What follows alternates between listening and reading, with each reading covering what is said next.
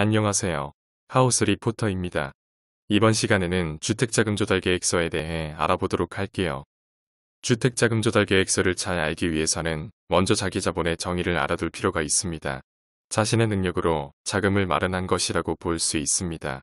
아파트를 구매하려고 마련한 대금이 자신의 능력으로 꾸준히 벌어온 돈을 성실하게 저축하였던 것이라면 전혀 문제가 되지 않죠.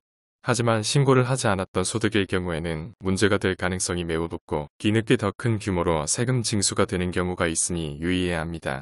특히나 증여나 상속으로 이루어지는 경우는 더욱 깐깐하게 조사를 나오고 있습니다. 가족으로 이루어진 담합을 방지하고 증여세 누락을 막기 위함이라고 할 수 있습니다. 부부의 경우에는 10년간 6억 원의 규모까지 증여가 가능하지만 자녀로 내려갈 경우에는 5천만 원 수준으로 뚝 떨어지니 유의해야 합니다. 채권만 주서 대상이라고 생각하면 오산입니다. 통장에 현금으로 들어와 있는 돈이라고 해서 안심하다가는 큰 코를 다칠 수가 있는데요. 현금화되어 있는 돈이라고 하더라도 부동산에 쓰이는 돈은 규모가 크기 때문에 증여나 현금 세탁의 의심을 가장 잘 받을 수 있습니다. 오히려 현금이야말로 가장 의심스러운 부분이 많을 수밖에 없는 부분이죠.